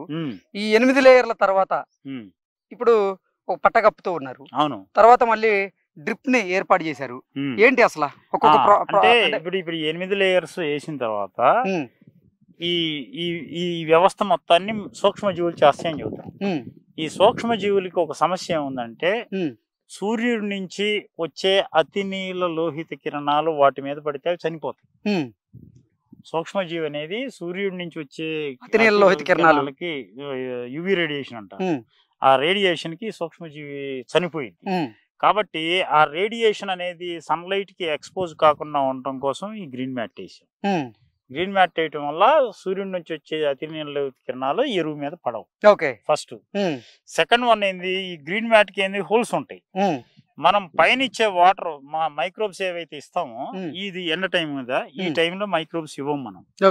ఏ టైంలో? Early morning. ఏ సమయాల్లో ఇస్తారు? ఎర్లీ మార్నింగ్ 5 to 6 లోపల ఇచ్చేస్తాం. ఈవినింగ్ 6 తర్వాత 6 to 7 మధ్యలో ఇచ్చేస్తాం. ఇవ్వటం 2 టైమ్స్. ఇచ్చేటప్పుడు ఏం చేస్తాం అంటే ఇప్పుడు మనం అక్కడ ఉంది కదా, అక్కడ ట్యాంక్ లో నుంచి వాటర్ మైక్రోబ్స్ కలిపిన వాటర్ వస్తాయి. ఈ మైక్రో స్ప్రింక్లర్ల కెపాసిటీ ఏంటంటే 2 feet రేడియస్ లో ఇది స్ప్రింక్లింగ్ చేస్తాయి. ప్రతి 2 feet రేడియస్ ని కవర్ చేస్తాయి. అంటే ఈ ప్రతి స్ప్రింక్లర్ కి మధ్య 2 feet, ఇటు నుంచి 2 feet, అటు నుంచి 2 feet, 4 feet మధ్యకి 4 feet ఒక స్ప్రింక్లర్ వచ్చింది. ఇటు కూడా అంతే 4 feet కి ఒక స్ప్రింక్లర్ వచ్చింది. ఇలా మొత్తం ఈ బెడ్ కి 250 స్ప్రింక్లర్స్ పడతాయి. 250 స్ప్రింక్లర్స్ పడతాయి, మైక్రో స్ప్రింక్లర్స్. ఇవి ఇక మనము 4000 ఇప్పుడు మనం ఈ మాయిశ్చర్ వచ్చే దీంట్లో ఎరువు దీని లోపల ఉండే మాయిశ్చర్ ను బట్టి మనం ఒక రోజు 10,000 లీటర్లు ఇస్తాం, ఒక రోజు 20,000 లీటర్లు ఇస్తాం. మనకి టైం క్యాల్కులేటెడ్ గా వర్క్ చేసుకుంటూ వెళ్తాం. ఇలా ఇవ్వటం ద్వారా ఏమైందనంటే ఇది వ్యవస్థ మొత్తం ఇప్పుడు మాన్యువల్ గా చేసే దగ్గర ఏమైందనంటే ఒక ఏరియాకు వాటర్ సఫిషియెంట్ గా అందిద్ది, ఒక ఏరియాకి అందదు. అందనప్పుడు ఏమైందనంటే మనం డీకంపోజింగ్ ప్రాసెస్ లో మనం అనుకున్న టయానికి దీన్ని కంప్లీట్ చేయాలంటే సమస్యగా ఏర్పడింది. అందుకోసం ఇవి బవేరియా వర్టిసిలియం మైక్రోబ్స్. యాక్చువల్లీ ఇవి ఏంటంటే ఈ సూక్ష్మజీవులను కూడా దీంట్లో ఇస్తాం. ఇవి లకానియా. చాలా ఉన్నాయి ఇక్కడ, చాలా ఉన్నాయి. వీటన్నిటిని ఇదేంటంటే ఎక్స్పైర్డ్ మెటీరియల్. ఎక్స్పైర్డ్ మెటీరియల్ అంటే ఏంటంటే వాస్తవానికి మనము ఒక 6 months 7 months మైక్రోబ్స్ మార్కెట్ లో మనం తయారు చేసుకుని వాడుతుంటాం. ఇందులో మైక్రోబ్ ఉంది. మైక్రోబ్స్ ఉపయోగం ఏంటి? ఒక్కొక్క మైక్రోబ్ ఒక్కొక్క పని చేస్తుంది. ఇప్పుడు ఇది వర్టిసిలియంలో కానీ ఉంది. ఇది వచ్చేతలకి తెల్లదోమ, పచ్చదోమ, రసం పీల్చే పురుగులను కంట్రోల్ చేస్తాయి. ఇదిగో ఇది మెటారైజం అనిస్ఫోలియా అని ఉంది. మెటారైజం అనిస్ఫోలియా వచ్చేతలకి భూమిలో ఉన్న వేరు పురుగును కంట్రోల్ చేస్తుంది. ఉమ్, పైన వచ్చే హెలికోప్టర్ స్పోడోప్టెరా అంటే నీకు శనగపచ్చ పురుగు, లద్దె పురుగు వాటిని కంట్రోల్ చేస్తుంది. ఉమ్, ఇంకా ఇక్కడ హిర్సుటెల్లా థామ్సోని అని ఉంది. ఉమ్, ఆ హిర్సుటెల్లా థామ్సోని అనేది ఎర్రనల్లిని కంట్రోల్ చేస్తుంది. ఉమ్. ఎర్రనల్లిని గుడ్లని అంటే ఏ పంటకి అయినా సరే ఈ ఉపయోగకరంగా ఉంటాయి. ఇప్పుడు మీకు శనగపచ్చ పురుగు ఉంది అనుకోండి, ఉమ్, రైతులు పండించే 260 రకాల పంటలకు వచ్చింది శనగపచ్చ పురుగు. ఉమ్, శనగపచ్చ పురుగుని ఇప్పుడు దీంట్లో ఏంటంటే ఇది ఆహార చక్రం. ఉమ్, ఇప్పుడు ఈ దేశంలోనైనా అమెరికాలోనైనా ఆస్ట్రేలియానైనా ఉమ్, ఎక్కడైనా ఎలుకని పిల్లి పట్టిద్ది. ఉమ్. అవును. ఎలుకని పిల్లి పట్టిద్ది. ఉమ్, ఇది ప్రకృతి ధర్మం. ఉమ్, ఇప్పుడు ఈ రెడ్ మైట్ ఎక్కడ ఏ దేశంలో ఏ పంట మీద వచ్చినా ఉమ్. దాన్ని చంపే సూక్ష్మజీవి ఇదే. ఓకే, ఆ పంట మీద వచ్చే సమస్యను బట్టి సూక్ష్మజీవిని మనం సజెస్ట్ చేస్తాం. ఓకే. ఇది ఆహార చక్రం, ఒకదాన్ని ఒకటి తిని ఉమ్, పర్యావరణాన్ని కాపాడే వ్యవస్థ ఇది. ఓకే. ఇప్పుడు అడవిలో పోయామనుకో ఉమ్, గడ్డిని మేక తింటది, ఉమ్, మేకని పులి తింటది. ఉమ్, ఇలా ఆహార చక్రం ఒకదాని మీద ఒకటి ఆధారపడి అడవిలో ఇవన్నీ బతుకుతుంటాయి. ఉమ్, ఇది కూడా అంతే. పంటల మీద వచ్చే పురుగులను కూడా మన భూమిలో ఆ పంటలకు సంబంధించిన పురుగులను తినే సూక్ష్మజీవుల్ని పెంచుకోవటం ద్వారా ఉమ్, నువ్వు స్ప్రేయింగ్ ఖర్చు తగ్గించుకోవచ్చు. భూమిలో ఇచ్చే దాని ద్వారానే మీకు ఇందాక చెప్పేది ఒక చక్రం భూమిలోకి రావాలని. ఉమ్. ప్రతి పురుగు ఒక వ్యవస్థ 5 దశలు 6 దశలు ఉంటే ఒక దశ భూమిలోకి రావాలి. ఆ భూమిలోకి రాగాలని తినేస్తుంది, ఉమ్. ఆ దశని కంట్రోల్ చేసేస్తుంది. ఓకే, నెక్స్ట్ జనరేషన్ ప్రొడక్షన్ కానీయకుండా ఉంటది. ఓకే. బ్రహ్మయ్య గారు, ఇందాక మనం చూసినటువంటి ఆ వాటర్ ట్యాంక్ లోంచి వాటర్, అలాగే మీరు కలిపినటువంటి బయో ఎంజైమ్స్ కానీ మైక్రోబ్స్ ఏవైతే ఉంటాయో అవన్నీ ఈ పైప్ ద్వారా వస్తాయి. దీని ద్వారా ఇప్పుడు మొత్తంగా ఈ బెడ్ మొత్తానికి డ్రిప్ ఇరిగేషన్ ఏర్పాటు చేశారు. అవును అవును. ఇటు సైడ్ 50%, ఇటు సైడ్ 50%. ఇది 100 ఫీట్, యాక్చువల్లీ 200 ఫీట్ బెడ్. ఇది 100 ఫీట్లకి సెంటర్ చేసుకొని ఇటు 100 ఫీట్లు నడిచిద్ది, ఇటు 100 ఫీట్లు నడిచిద్ది. ఓకే, ఈక్వల్ డిస్ట్రిబ్యూషన్, ఈక్వల్ గా spraying, pressure, water volume equal గా డిస్ట్రిబ్యూషన్ అవుతుంది. ఈ వ్యవస్థ ద్వారా ఏముందనంటే మనం ఏ మూల చెక్ చేసుకున్నా ఒకే క్వాలిటీ వర్క్ జరిగింది. ఓకే, దీనికి ఖర్చు కూడా ఉంటది. ఓకే. బట్ ఇప్పుడు ధాత్రి కానివ్వండి, ధాత్రి గోల్డ్ కానివ్వండి, ఈ 2 ప్రాజెక్టులు చేపట్టేందుకు మొత్తంగా అసలు ఎంత ఖర్చు వస్తుంది? ఇప్పటికి ఈ బెడ్ల మీద పోసిన మెటీరియల్ మొత్తం కూడా 35 లక్షల రూపాయలు రైతులు ఇచ్చారండి. మన ఛానల్ ఫాలో అయ్యే రైతులు నాకు చేసి పెట్టి, బ్రదర్ నీ సైన్స్ నేర్చుకోవాలా, మేము దీంట్లో ముందుకెళ్ళాలి అని అంటే 35 లక్షల రూపాయలు రైతులు ఇచ్చారు. అయితే నేనేం చెప్పానంటే మా వాళ్ళకి, ఇది ఇప్పుడు first 2 years back Guntur district లో చేసాం ఈ ప్రాజెక్టు. అంటే ఇన్ని రకాలు చేయలే.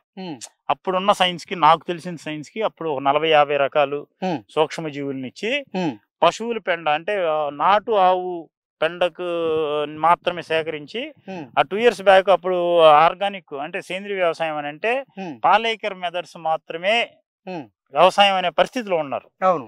అలాంటప్పుడు మనం ఒక ఎరువుని సూక్ష్మజీవుల ద్వారా తయారు చేసి ఇస్తే దాని పనితనాన్ని యాక్సెప్ట్ చేస్తారో చేయరు అని చెప్పేసి ఘనజీవామృతం అని చెప్పేసి పాలేకర్ గారి వ్యవస్థలో ఏదైతే జీవామృతం అని ప్రచారంలో చేశారో ఇది కూడా ఆవు పెండతో చేసేదే. కాకపోతే ఇందులో మేము ల్యాబుల్లో తయారు చేసిన సూక్ష్మజీవులను వదులుతాము, ఇది కూడా ఘనజీవామృతమైన. అలా మార్కెట్ లో రైతులకు ఇచ్చాం. ఇచ్చి 10 బస్తాలతోటి 30 క్వింటాలు దిగుబడి తీసిన రైతు ఉన్నాడు, ఒకే 10 బస్తాలతోటి.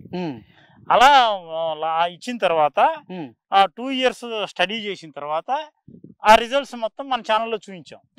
ఈ సంవత్సరం మరి అందులో మాకు వాస్తవానికి మేము రైతుని కన్విన్స్ చేయటంలో అంటే యాజ్ ఒక రైతు ఇంకొక రైతు నీ పంటకు కావాల్సిన పురుగు మందు నేనే తయారు చేస్తున్నానంటే లక్షల కోట్లు పెట్టి తయారు చేసే కంపెనీలు ఏంది మరి వాడు చేసేది ఏంటని నువ్వు ఎట్ట చేస్తావరా అని అంటాడు. ఖచ్చితంగా అంటారు. వాడు ఇంత పెద్ద బ్రాండ్లు 3,000 రూపాయలు 4,000 రూపాయలకి అమ్ముతుంటే నువ్వు తయారు చేసి ఇస్తే పురుగు తగ్గేటట్టయితే మేమంతా పిచ్చాళ్ళం అన్న పరిస్థితి ఉంటది. అలా ఫస్ట్ అసలు మీరు మీ ఈ ఐడియాలజీని మిమ్మల్ని ఫాలో అవుతున్నటువంటి రైతులకు చెప్పినప్పుడు వాళ్ళ స్పందన ఎలా ఉంది? స్టార్టింగ్ కొంచెం ఆ ఎరువు వాడేయటం స్టార్టింగ్ బాగా మేము ఫస్ట్ సంవత్సరం పెట్టింది ఏంటంటే సీజన్ సగంలోకి వచ్చింది ఈ ప్రాసెస్ అయ్యేసరికి. యాక్చువల్లీ మనం మిర్చి మీద ఎక్కువ చెబుతాం మన ఛానల్లో. చెప్పినప్పుడు మనం ఈ మిర్చి మనం ఈ డీకంపోజింగ్ ప్రాసెస్ చేసి రైతుకి అందుబాటులోకి తీసుకొచ్చేసరికి ఆగస్ట్ అయింది. ఆగస్ట్ అయ్యేసరికి అప్పటికే వేయాల్సిన ఎరువులు వేసుకున్నారు, మొక్కలు నాటేవాళ్ళు నాటుకున్నారు, 1-2 బలాలు ఇచ్చుకున్నారు. ఆ సీజన్ లో ఏం చేసామంటే కొంతమందికి లిమిటెడ్ పీపుల్ కి ఇంట్రెస్ట్ ఉన్న వాళ్ళకి ఇచ్చాం. అయితే దాని రిజల్ట్ చూడటానికి కూడా కుదరదు, ఎందుకంటే రసాయన ఎరువు వాడి ఉన్నాడు కాబట్టి. ఏ రైతు దగ్గరికన్నా పోయి మనం ఇచ్చిన ఎరువు ఎలా పనిచేసింది అని అంటే నేను అది వాడే ఇది వాడే నేనేం చెబుతాను అంటాడు. అలా కాకుండా నెక్స్ట్ ఇయర్ మొన్న లాస్ట్ సీజన్ ఏం చేసాం అంటే ప్యూర్లీ కొంతమంది సెలెక్టెడ్ ఫార్మర్స్ సెలెక్ట్ చేసుకొని వాళ్ళకి ఒకవేళ నీకు ఏదైనా కానీ ఎరువు వల్ల దిగుబడి రాకపోతే నేను రెస్పాన్సిబిలిటీ తీసుకుంటా, బ్రహ్మాండంగా ఉంటుంది అని నా మాట నమ్మని చెప్పేసి రిక్వెస్ట్ చేసి ఈ సైన్స్ ని వాళ్ళకి అడాప్ట్ చేసి చేపించాం. ఫుల్ సక్సెస్ వచ్చింది.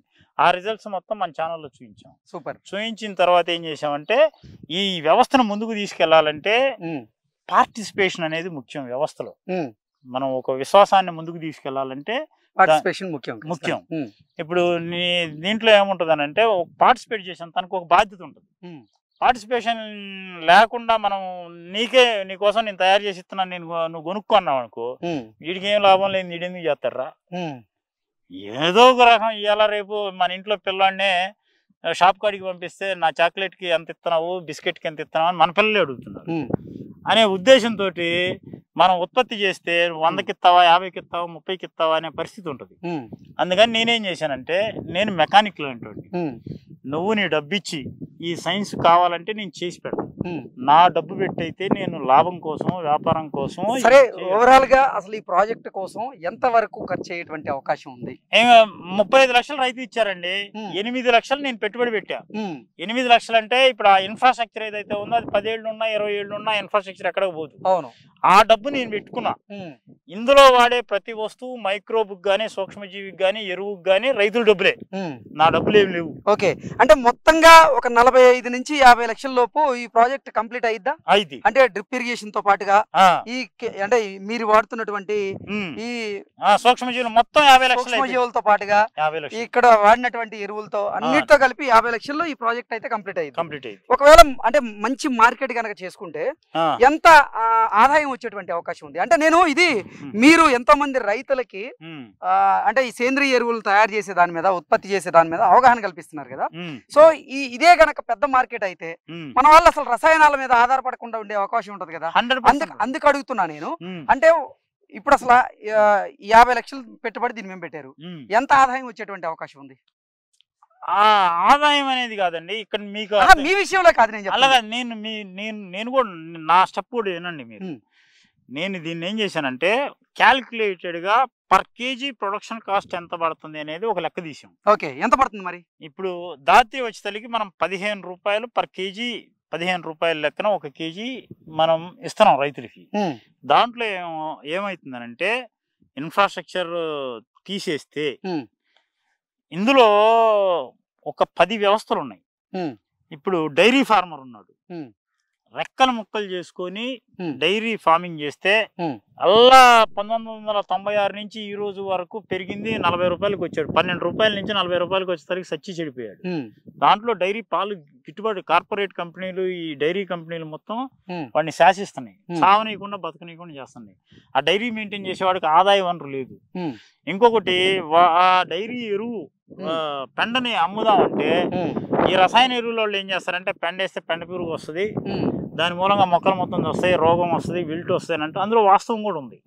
ఎందుకనంటే డీకంపోజ్ కాని పదార్థాన్ని మనం మొక్కలకి ఇచ్చినప్పుడు అక్కడ హ్యూమిడిటీ అంటే దాంట్లో హీట్ జనరేట్ అయ్యి కొత్త కొత్త పురుగులు పుట్టి కొంత డ్యామేజ్ చేస్తాయి.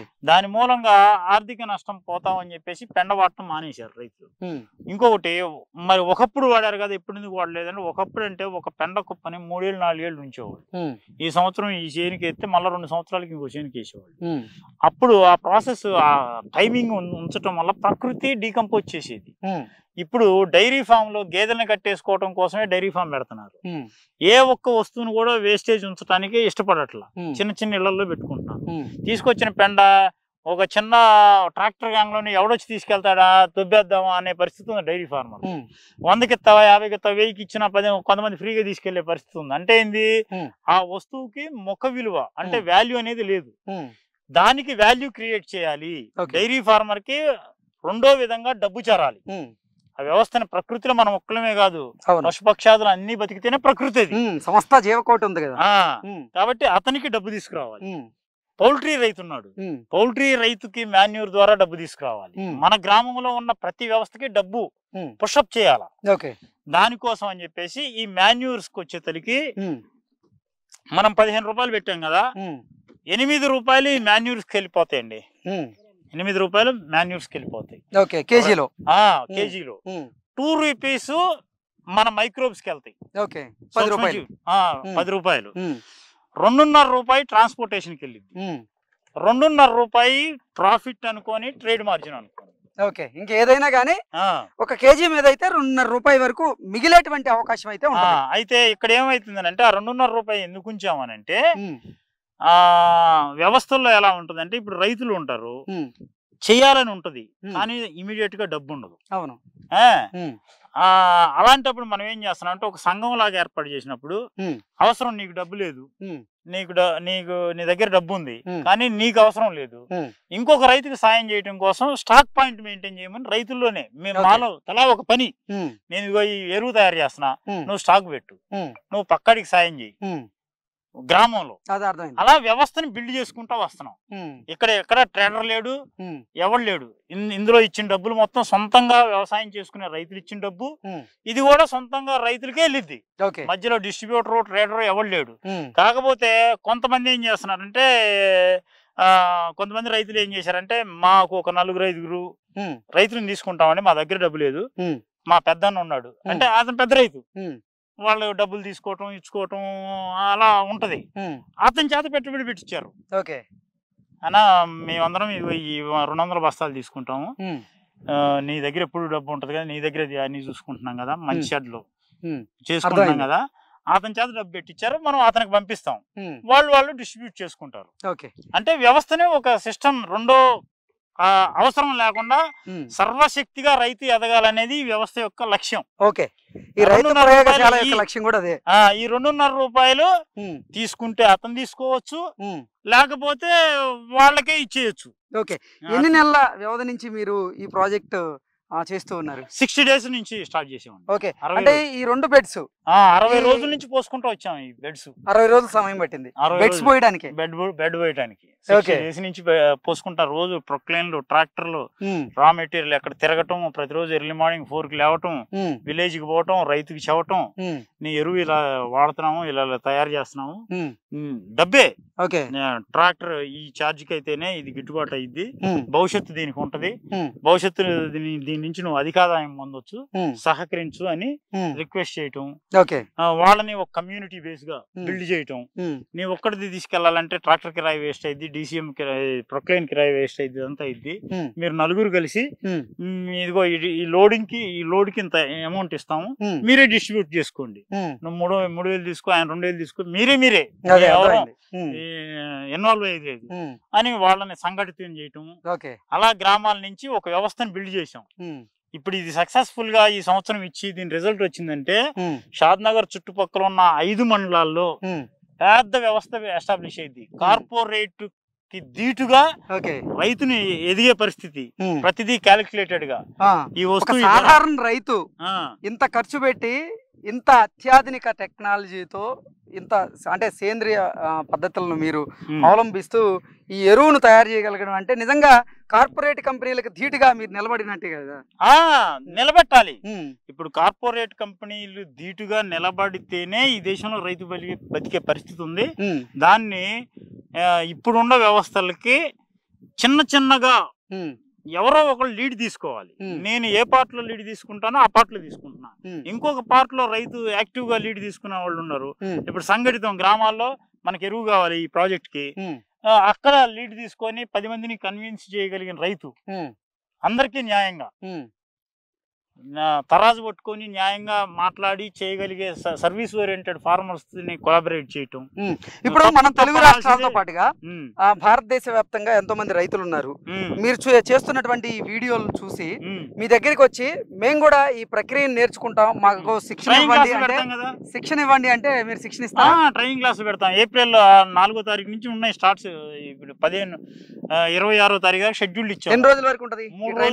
3 రోజులు. ఒక బ్యాచ్ కి 3 రోజులు. ఒక బ్యాచ్ కి 3 రోజులు. ఈ 3 రోజుల్లోనే ఈ ప్రాజెక్ట్ కి సంబంధించినటువంటి అన్ని బేస్ నుంచి మొత్తమైనటువంటి వివరాలను వాళ్ళకి అందజేస్తారు. 9 to 5 ప్రతిరోజు 3 రోజులు ట్రైనింగ్ ప్రోగ్రామ్ పెడతాం. ట్రైనింగ్ ప్రోగ్రామ్ లో మొత్తం ఈ ఎరువు కాడి నుంచి అసలు ఈ ప్రకృతి ఏంది, ఇప్పుడున్న వ్యవసాయం ఏంది, ఈ బయలాజికల్స్ యొక్క పాత్ర ఏంది, వీటిని ఎలా పెంచుకోవచ్చు, వీటి యొక్క లైఫ్ స్పాన్ ఎలా ఉంటది, భూమిలో వచ్చే అది వాడటం వల్ల వచ్చే మార్పులు ఏంది, పంట దిగుబడులు ఎలా పెంచుతాయి, ప్రతికూల పరిస్థితుల్లో వచ్చినప్పుడు తుఫాన్లు బుఫాన్లు వచ్చినప్పుడు పంటని ఎలా కాపాడుకోవచ్చు, ఇవన్నీ కంప్లీట్ పిన్ టు పిన్ మొత్తం నేర్పిస్తాం. ఓకే, 60 days నుంచి మీరు కష్టపడుతూ ఉన్నారు.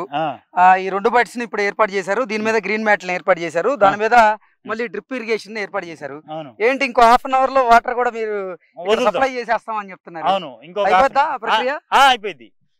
ట్రయల్ రన్ అంటే ఈ రోజు నుంచి మరో 100 రోజుల్లో 110 రోజుల్లో ఈ ఎరువు అయితే సిద్ధం అయిపోద్దా?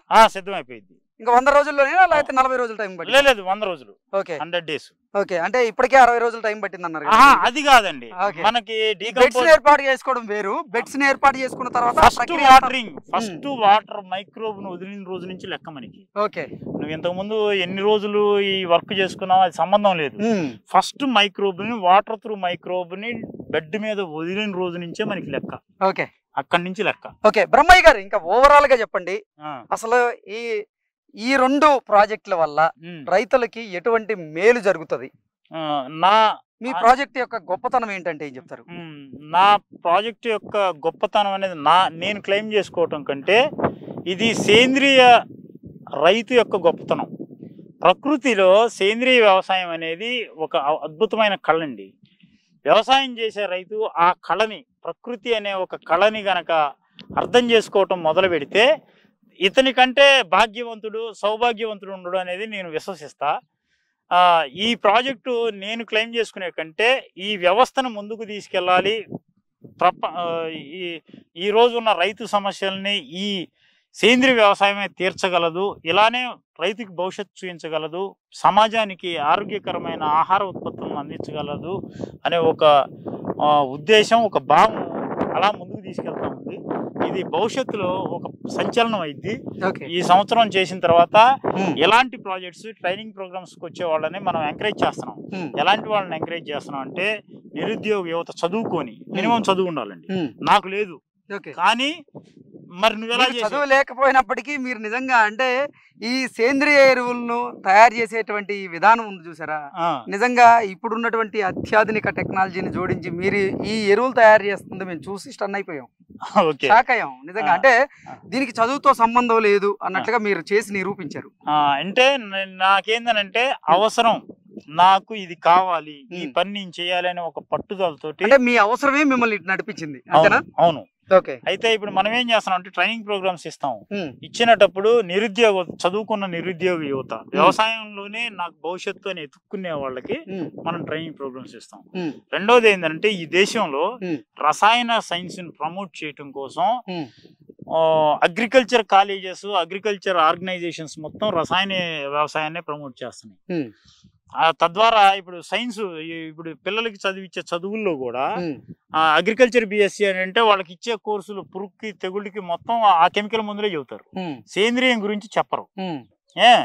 కాబట్టి ఆపర్చునిటీస్, ఇప్పుడు నేను చాలా మంది అగ్రికల్చర్ స్టూడెంట్స్ జాబులు లేకున్నారు, వాళ్ళని ఆ వ్యవస్థను అలా ఖాళీగా ఉన్న అగ్రికల్చర్ స్టూడెంట్స్ కి మనం ట్రైనింగ్ ప్రోగ్రామ్స్ ఇచ్చి వాళ్ళని ఈ సైన్స్ లో కన్వర్ట్ చేస్తా, ఈ సైన్స్ నేర్పిస్తా. ఏంటి మీరు శిక్షణ ఇవ్వడానికి ఏదైనా ఛార్జ్ చేస్తున్నారా? చేస్తామండి. ఎందుకు చేస్తామంటే ఇక్కడ మనకి ఉన్న ప్రాబ్లమ్స్ ఏంటంటే మీరు చూసారు కదా, ఇదంతా పౌల్ట్రీ ఫార్మ్స్, ఇక్కడ ఏం ఫెసిలిటీలు ఉన్నాయి. 5 kilometers షాద్నగర్ నుంచి మనకి ఇక్కడికి రావాలి, 5 kilometers డిస్టెన్స్ అయింది. అవును, వచ్చిన ప్రతి ఒక్కళ్ళని ఇక్కడ ట్రాన్స్పోర్టేషన్ కూడా ఏముండదు, మనం వెహికల్స్ పెట్టి తీసుకురావాలి, ఫుడ్ పెట్టాలి. నేను సామాన్య రైతుని, నేను ఏ ఎన్జిఓలు నాకు సపోర్ట్ చేయవు, నేను ఏ గవర్నమెంట్, నేను వాస్తవానికి యాజ్ ఎ హ్యూమన్ గా నేను సెల్ఫ్ సస్టైనబిలిటీ కోరుకుంటా. నేను ఎవరితోటి ఆధారపడే స్వభావం నాకు లేదు. కాబట్టి నేను చేసే సేవకి నాకు వచ్చే ఖర్చుకి వాళ్ళకి అయ్యే మెయింటెనెన్స్ కి 3 పూట్ల ఫుడ్ పెడతాం. మార్నింగ్ టిఫిన్, మధ్యాహ్నం లంచ్, ఈవినింగ్ స్నాక్స్ ఇచ్చేసి 9 to 5 క్లాస్ పెడతాం. ఓకే.